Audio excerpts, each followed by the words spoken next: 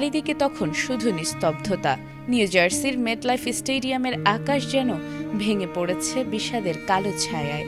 যে জাদুকরের পায়ে বলের ছোঁয়ায় কোটি প্রাণ মেতে উঠত উল্লাসে, সেই জাদুকরের চোখ বেয়ে নামছে নোনা জলের ধারা। ফুটবলের অমর রাজা লিওনেল মেসি বিদায় নিয়েছেন, তবে এ বিদায় কোনো বিজয়ীর হাসিতে নয়।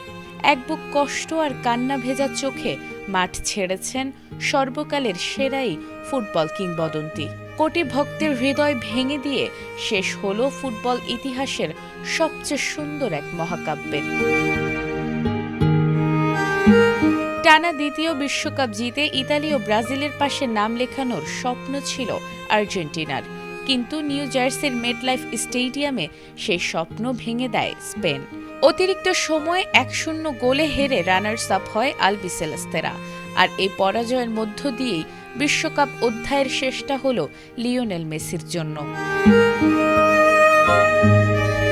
শেষ বাঁশি বাজতেই মেসি মাঠেই বসে পড়েন।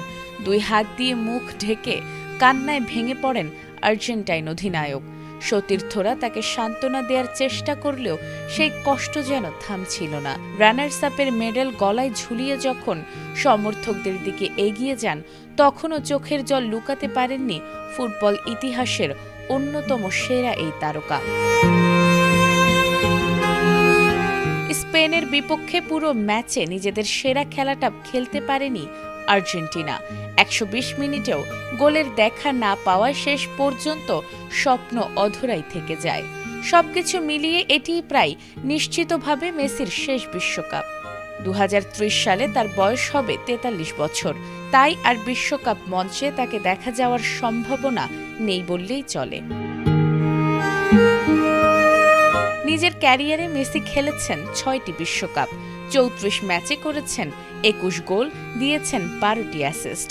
2022 সালে জিতেছেন বিশ্বকাপ, আর 2014 ও 2026 সালে হয়েছেন রানার্স আপ। বিশ্বকাপে সবচেয়ে বেশি 34 ম্যাচ খেলার রেকর্ডও এখন তার দখলে।